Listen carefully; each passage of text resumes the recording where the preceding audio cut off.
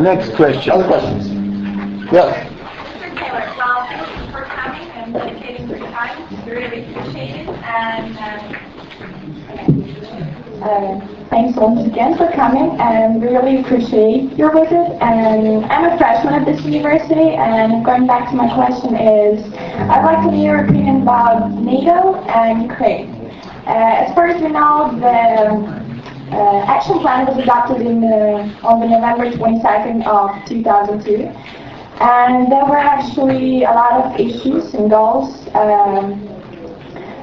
put, and how do you think, what chance Ukraine has to join this organization, and if it has, how soon or how long it will take our country to accomplish that? Thank you. Thank you. An excellent question. My view, my simple view on Ukraine and NATO is it's up to Ukrainians to decide.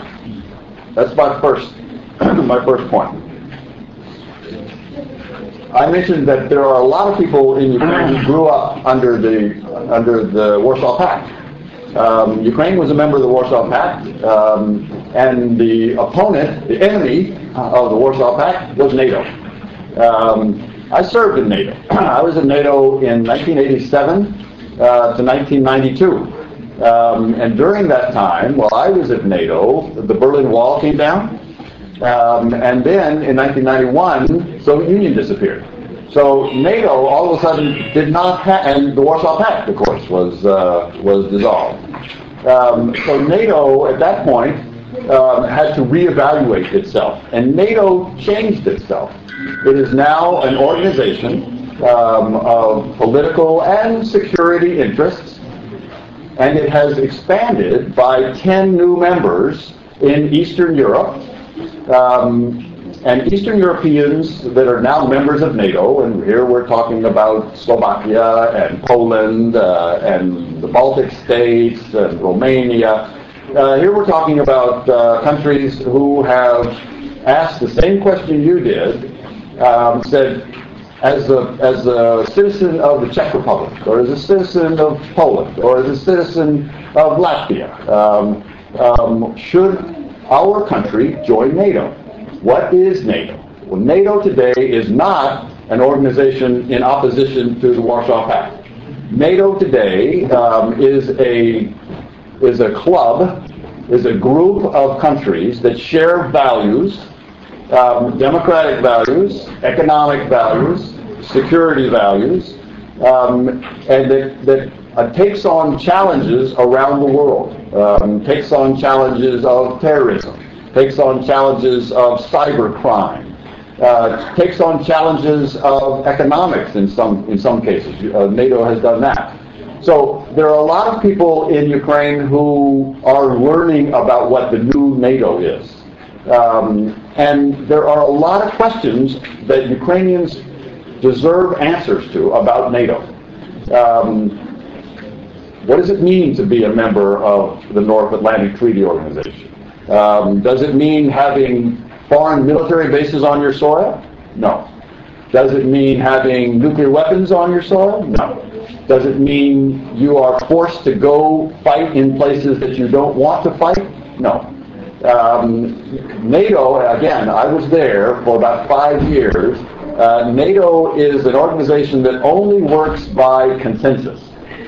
All 26 of those countries have to agree before any decision is taken. Now that's a hard job to get 26 countries to agree. But countries like Poland, Czech Republic, and Slovakia, and Bulgaria, and Latvia, and Lithuania, and Estonia, they've all decided that they would like to join, and they indeed have joined. They've asked the question you did, and they came to that conclusion. So, I would say, again, come back to my first point, Ukrainians need to decide. NATO allies, the United States, the Germans, the Brits, they're not going to be pushing Ukraine to join. We are not going to push Ukraine to join. Ukraine needs to want to join that organization in order to make it work.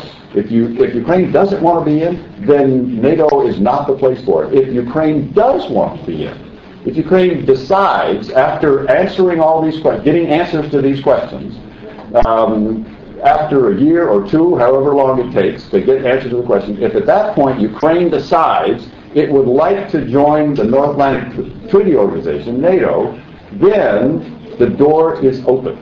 The door is open for you to join. But we're not going to be pushing. If you want to join, we will be very helpful. But we're not going to push you to want to join. You have to want to join yourself. And that will take some time. My bet is people in this room would have one view about NATO, and people who served in the Warsaw Pact may have another view.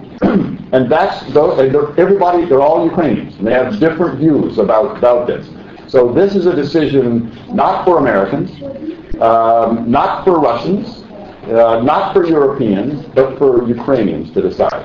Now, you also asked how long would it take? So let's just think. If after a year or two of debate, discussion, dialogue, information campaign, trying to answer questions from Ukrainians, what is NATO and do we want to join? After a year or two of that discussion, if at that point the Rada decides, or there's a referendum, or some other way of deciding that Ukraine is ready, and the government then applies for membership in a year or two, that would begin a process. That's not the end of the process. That's not the membership right then. After a year or two, Ukraine would apply for a membership action plan, which is similar to the NATO-Ukraine action plan that you mentioned. But it is a more formal process that begins the process of moving toward membership. It doesn't guarantee that there will be membership at the end. And some countries, I've mentioned these 10 Eastern European countries, some countries take 7 or 8 years in order to get to the end point. Some countries are still working. So you can't really tell. But it's not a quick process. But the decision to start that membership process, which doesn't guarantee an end point, but that decision is probably a year or two off. I'm not sure I totally answered your question, but that's a shot. Good, thank you. Other questions? Yes. Mr. Ambassador, it's a great honor to see you here today, and actually I'm a freshman at this university.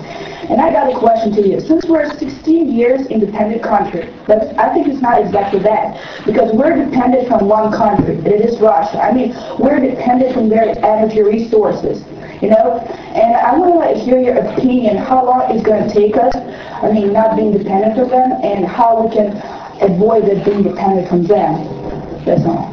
That's a good question. As you know, there are a lot of countries who are dependent on other countries for their energy resources.